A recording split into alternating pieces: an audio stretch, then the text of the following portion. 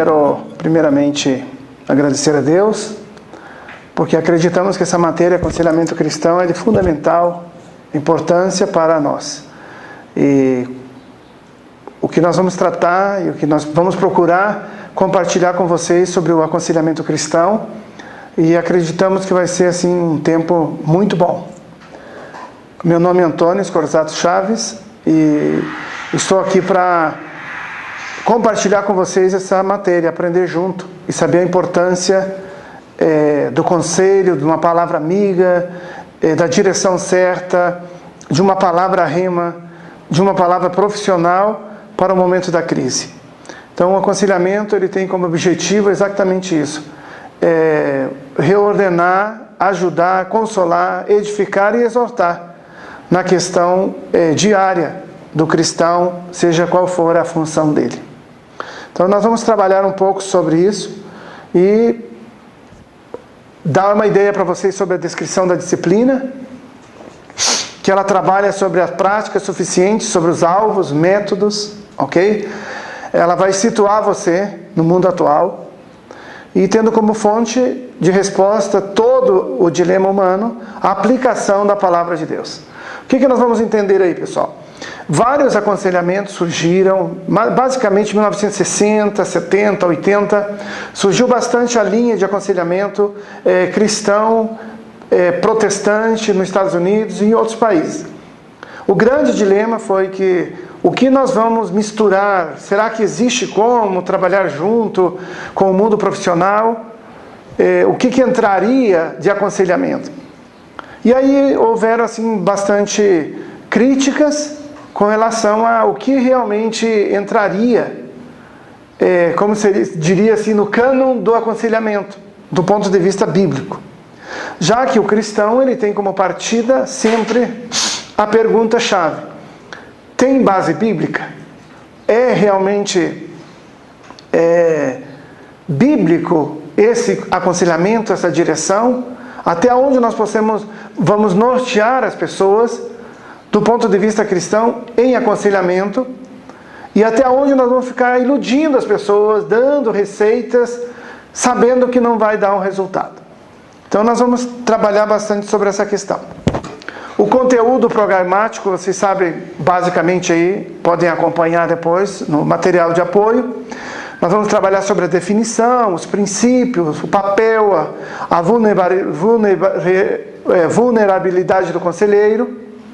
Isso quer dizer, ele pode estar bem, ele pode também passar por um momento de crise, ele pode também estar passando por uma dificuldade, e isso não deixa ele fora, né, do trabalho.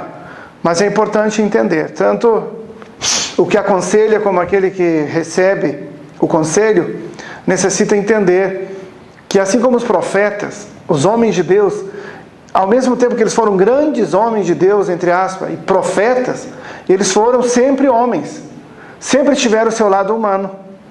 E isso é que caracteriza, que nos dá mais tranquilidade. Porque não teria sentido alguém me ajudar se essa pessoa nunca falhou, nunca errou, e sempre é o super poderoso. Isso quer dizer, o lado humano, o papel do aconselhado, as crises no aconselhamento e Jesus Cristo como conselheiro, ok? Jesus Cristo como conselheiro, nós vamos ver aqui alguns elementos usados no processo de aconselhamento, a psicologia da religião, técnicas, a igreja de aconselhamento e questões que trazem desequilíbrio pessoal e familiar, ok?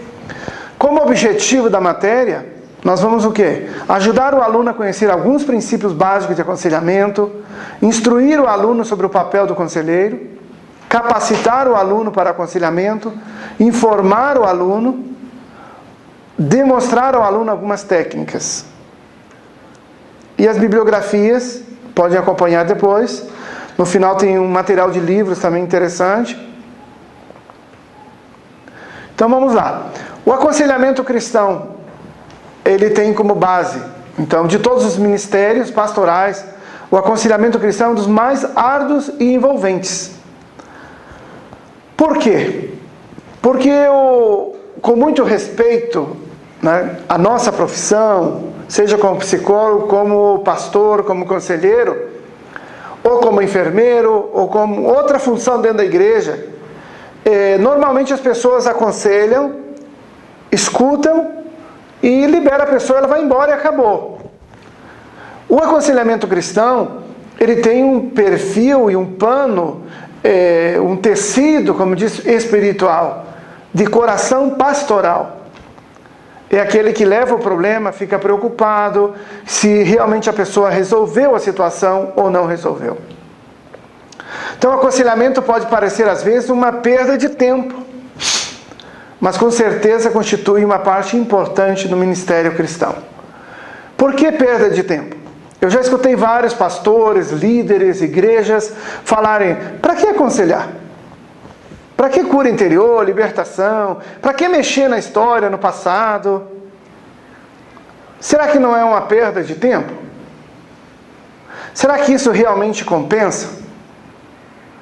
E nós vamos encontrar pessoas que têm esse sentimento, esse pensamento, que a pessoa resolve toda a sua vida aceitando a Jesus. Aceitou Jesus, acabou tudo, acabou todos os problemas, já não tem mais nada. Nós sabemos que isso, na verdade, na prática, não é uma realidade. Nós sabemos que você aceita Jesus, você é salvo. Você encontra Jesus. Mas logo, você vai necessitar trabalhar áreas da tua vida, problemas, coisas que foram marcadas. E cada ser humano recebeu um golpe, recebeu uma facada, como se diz, né? Um tiro, em alguma área da vida que lesou mais que a outra.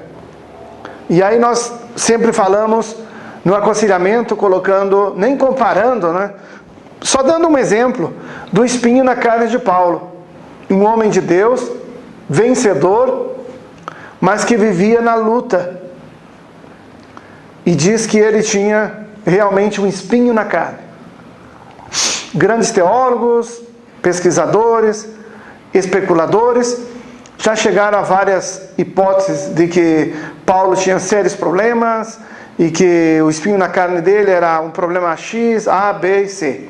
Para nós não interessa o que era, só nós sabemos que ele era um homem de Deus e que ele passou por esse problema.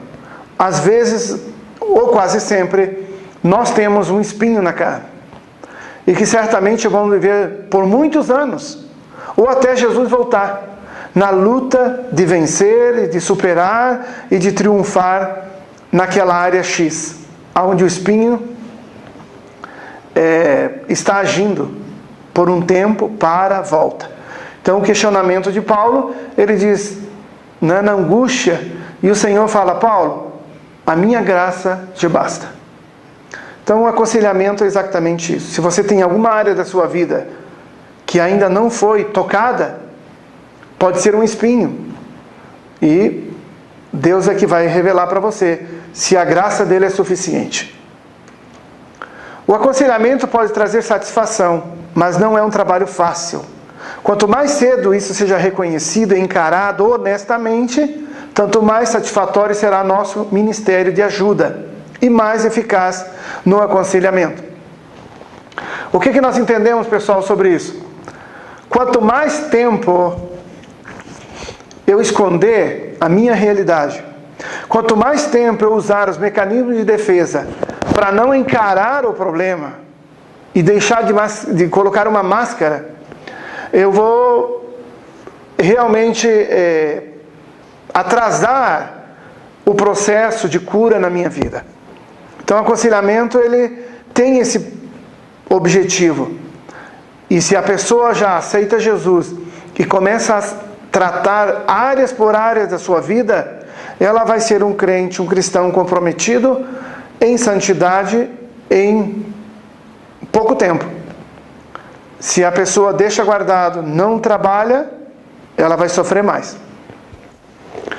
Alguns anos atrás, um famoso pastor de uma igreja na região oriental dos Estados Unidos, ele escreveu um artigo não muito encorajador sobre o título: O aconselhamento é uma perda de tempo.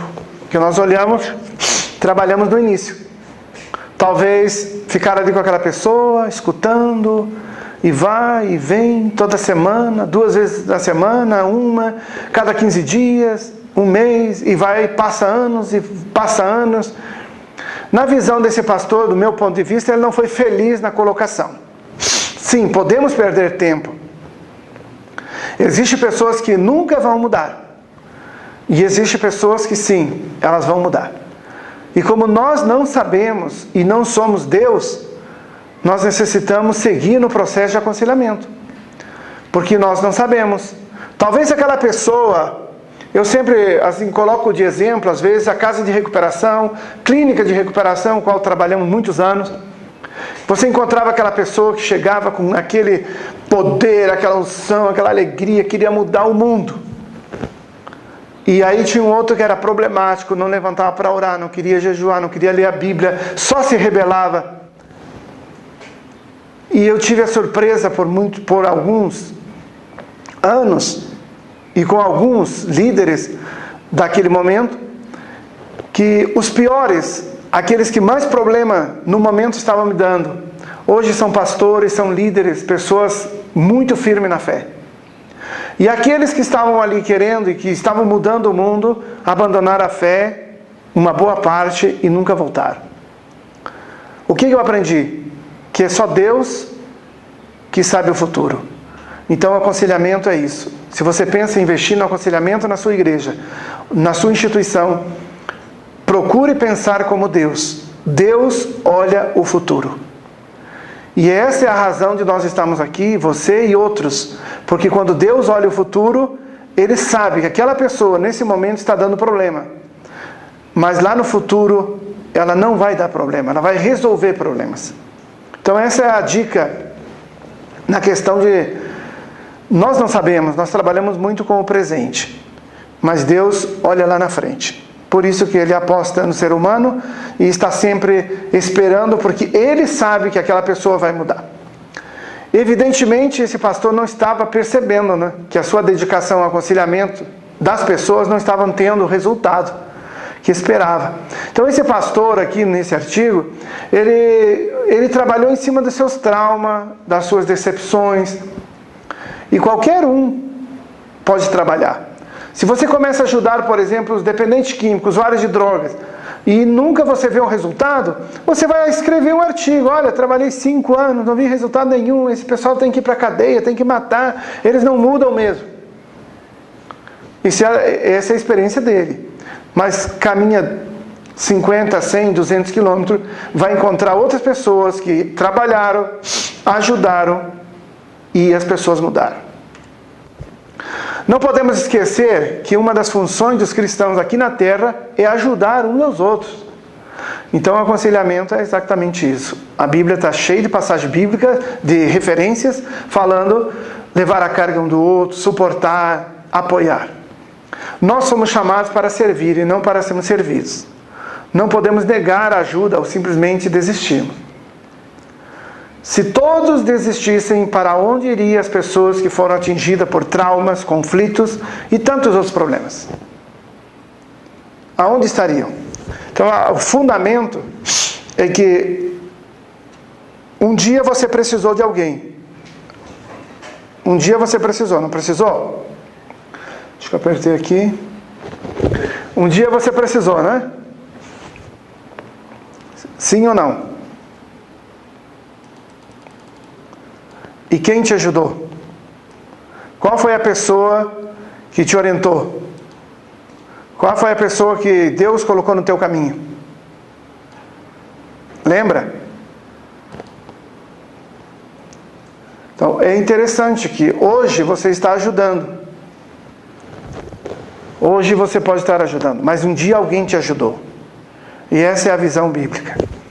Os objetivos do aconselhamento, então, é interessante observar, nós falamos no início, estimular o desenvolvimento da personalidade, ajudar o indivíduo nos conflitos, promover encorajamento e orientação para aqueles que tenham sofrido traumas. Não podemos esquecer, então, que Jesus Cristo e os apóstolos foram exemplos de conselheiros cristãos. Romanos 15:1. Interessante observar que Jesus ele deixa bem claro que você tem que ajudar o fraco. que você tem que fortalecer o cansado. Essa é a visão bíblica. Quando você está forte, você está, no auge da vida espiritual, você vê o mundo lá de cima. Quando você está em uma crise, você já vê o mundo aqui de baixo. Então Jesus deixa bem claro: vamos ajudar o fraco na fé. Podemos observar então, pessoal, também os princípios básicos de aconselhamento. Na vida, para qualquer coisa, existem princípios. E para o aconselhamento também. Ao longo dos anos, Deus permitiu que seus filhos pudessem ajudar e ser ajudados, dando-lhes condições de aprender mais sobre a complexidade humana. Tem pessoas que conhecem mais do ser humano, tiveram oportunidade de ler mais. Existem pessoas na sociedade, que, assim como a liderança, existem pessoas que guiam e outros são guiados. Existem pessoas no mundo cultural que leem e os que não leem, que se preparam, que fazem cursos, e a vida segue assim. Então, durante o século passado, Deus permitiu que os psicólogos desenvolvessem instrumentos de pesquisa para o estudo do comportamento humano. Então, centenas e milhares de pessoas buscaram ajuda, e os conselheiros profissionais aprenderam o que faz a pessoa reagir e como pode mudar. Então, toda a linha da psicologia, as escolas da psicologia, todas trabalharam numa visão de ajudar o ser humano, de buscar a causa. E aí cada uma buscou a causa, cada uma desenvolveu a causa principal. Então, se você for trabalhar o fundo, por exemplo, de Sigmund Freud, a base toda dele está na sexualidade. Se você não resolver a sexualidade, você não resolve a vida. Se você for trabalhar dentro do mundo de Carl Rogers, você vai entender o quê? Que o ser humano, que a riqueza, a fortaleza, as habilidades estão no interior do ser humano. Se você desenvolve o que está dentro de você, você vai ser um triunfador. Se você não desenvolve, você vai ser um fracassado. Dentro da psicologia sistêmica, também é interessante observar que se trabalhou e analisou todos os triângulos da vida, a codependência, a simbiose de mãe, toda essa questão de que até o papagaio, até o cachorro tem poder de decisão na família. Então as relações, elas dependem um do outro. E cada um foi estudando e seguem estudando, e tem muitas teorias, que não é a nossa matéria isso. Mas para você ter uma ideia, quanto mais você conhecer o ser humano, você mais possibilidade terá de ajudá-lo. Ok? Então isso é importante não esquecer. E sem dúvida a psicologia pode ser de grande ajuda para o conselheiro cristão, sem fugir dos preceitos bíblicos. Então aí a grande batalha para um psicólogo cristão, no momento, está aí. O Brasil já está nessa linha de pensamento, e muitos psicólogos cristãos vão ter que abandonar sua profissão, vão ter que deixar Deus ou a profissão. Vai chegar uma hora que você já não vai poder falar nada de fé, de religião, de forma absoluta. Você vai ter que falar de uma forma relativa, de uma forma como não existe salvação somente em Jesus, não existe redenção, não existe expiação sem Jesus. Então você vai cair no mundo do relativismo, onde todos os caminhos levam a religião e a Deus. E não mais João 14,6, que Jesus é o caminho, a verdade e a vida, e ninguém vai ao Pai se não for por meio dele.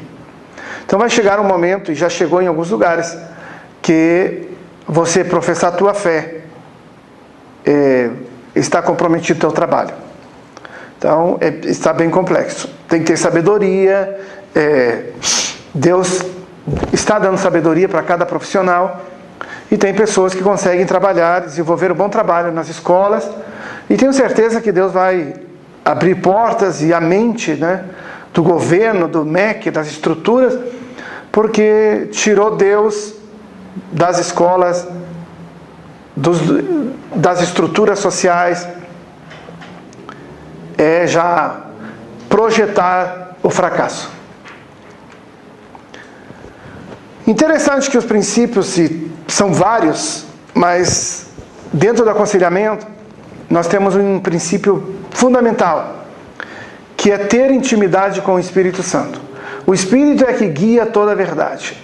Então, importante observar que às vezes nós dependemos mais do nosso mundo intelectual, da nossa leitura, do que somos, do que aprendemos, e deixamos que o Espírito Santo fique distante do nosso trabalho. No aconselhamento você vai passar por momentos difíceis, você não vai saber se aquele problema é um problema de ordem mental, se é um problema de ordem psiquiátrico, se é um problema de ordem emocional e se é um problema espiritual. E às vezes a pessoa pode trabalhar muito tempo, e é como muitas vezes o médico diz: olha, minha filha, já fizemos todos os exames, você não tem nada, por que você não vai para uma igreja? Vai lá numa igreja, de repente o teu problema é outro. Então a vida é assim.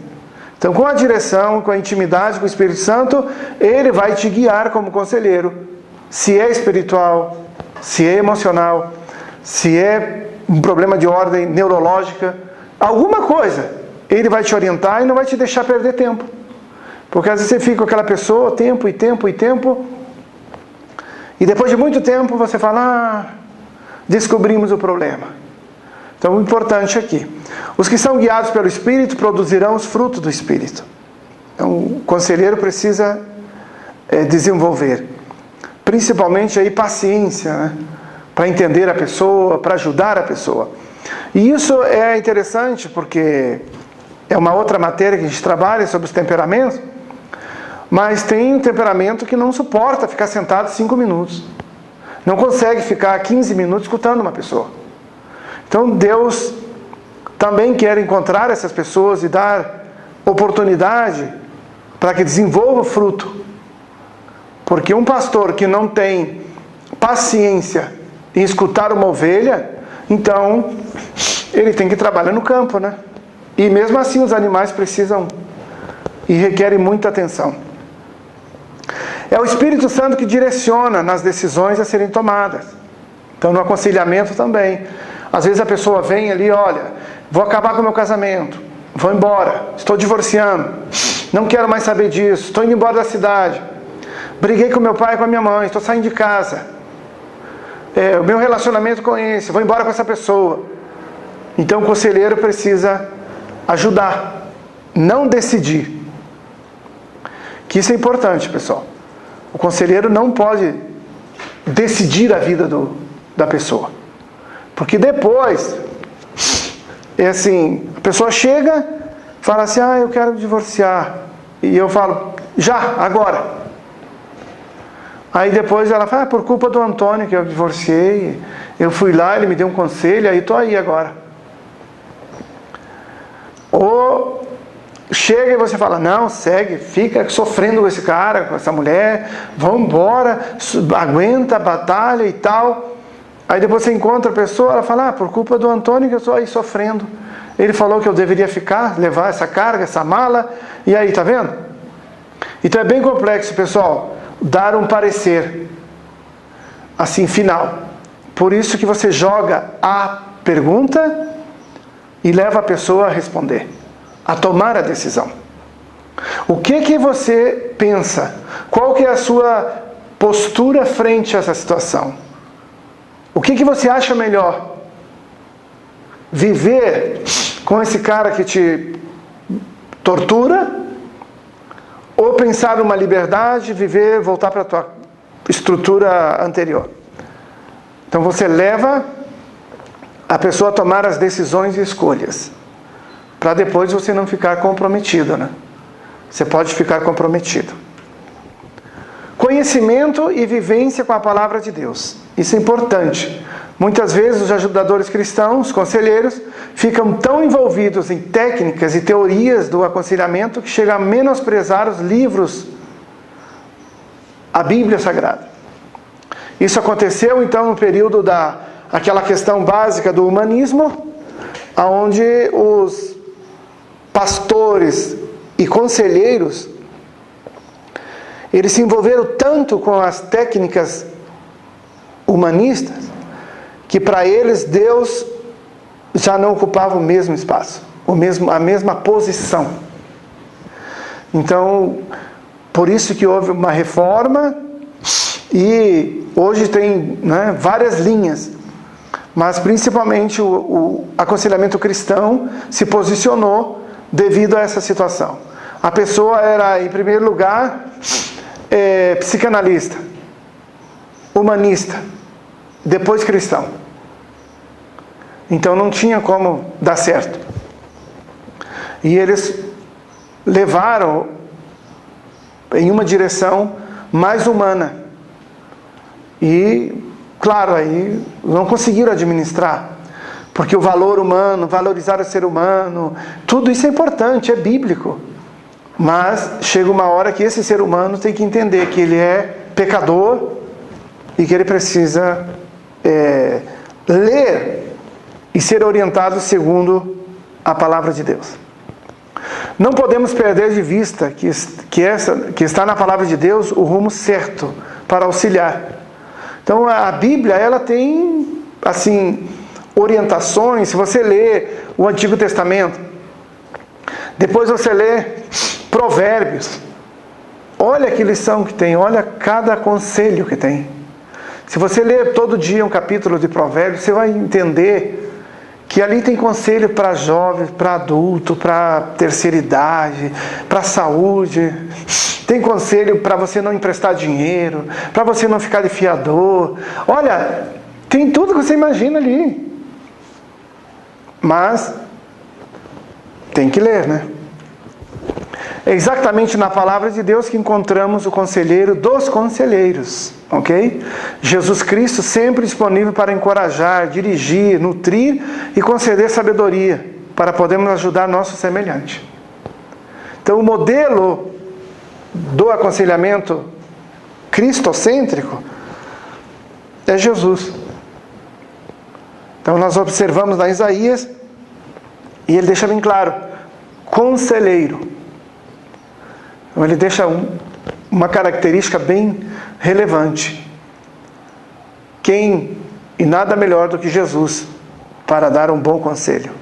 Então, pessoal, dentro das características aí de intimidade, de andar na direção do Espírito Santo, existe bastante mitos, teorias, né?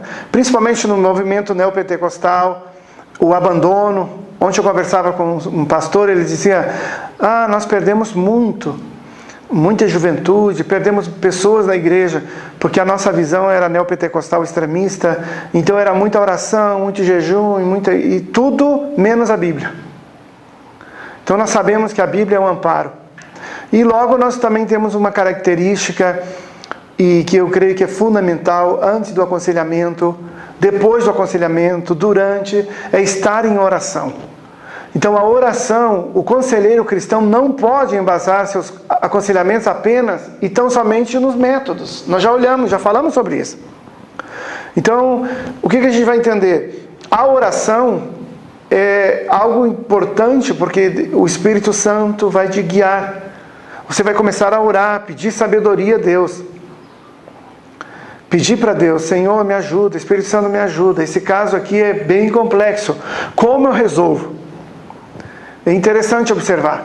Então não dá para perder o foco da oração. Pelo tempo de experiência que eu estou aí no aconselhamento há muitos anos, eu tive muitas vitórias que elas vieram de fruto de oração. Na hora, assim, o Espírito Santo ministrar, estar sempre acompanhando em oração antes da pessoa chegar, não atender a pessoa assim do nada, preparar o ambiente terapêutico a partir da oração. E os métodos aplicados na psicologia, na psiquiatria, ou terapia secular, mas sim na orientação de Deus, e considerando que são válidos métodos. As técnicas são criadas e foram criadas por pessoas profissionais, pessoas que têm um preparo, que tiveram preparo. Muitos tiveram um fundo cristão, religioso, outros abandonaram, outros seguiram. Mas o importante aqui é observar que não importa o problema que chegar, a aplicação, a estratégia, a ferramenta que você for usar, sempre ela tem que ser banhada pela oração. Porque não importa se ela é de uma psicologia comum, um problema de aconselhamento básico, se já é um problema já de ordem de desequilíbrio emocional, se já é um problema psiquiátrico, não importa. O importante é que é através da oração. Então, pessoal, essa primeira parte da primeira aula nossa, eu gostaria aqui de deixar assim bem à vontade, né, bem claro, que não existe uma receita. Não existe assim, vai fazer A mais B e tal, vai dar isso. Mas esses princípios são fundamentais. Se você colocar em prática, se você levar para o teu centro de aconselhamento, é fundamental. Então eu quero fechar essa parte aqui deixando uma palavra de reflexão para os líderes, para os que estão fazendo o curso, que a experiência que nós tivemos na Espanha, nós chegamos em uma igreja grande que ela não tinha nenhuma sala para aconselhamento. E muitos pensavam, para que aconselhamento? Lembra que nós falamos? Perder tempo. E depois eles foram entendendo. E hoje eles têm sala de aconselhamento, está fluindo muito o trabalho. Pessoal, tenha o seu espaço. A ovelha precisa estar em um lugar seguro, em um lugar onde ela vem e pode compartilhar os seus problemas, a sua dor, a sua angústia. Então, desenvolva na sua igreja, assim como eu sempre falo, uma igreja que não tem sala de preparação, de discipulado para criança, é uma igreja que já está com problema. E uma igreja que não tem uma sala de aconselhamento, ela já é uma igreja com problema. A pessoa precisa ter um espaço, um lugar, para falar a sua dor, a sua batalha. E todos nós temos um momento de fortaleza, todos nós temos um momento de fraqueza, e nós vamos precisar de alguém para abrir o coração, para chorar, para compartilhar a dor. E esse setor de aconselhamento da igreja, no templo, ele é fundamental. Então, se você não tiver, deixa aí uma reflexão. Que Deus o abençoe e que essa aula sirva de bênção para nós e para vocês a cada dia.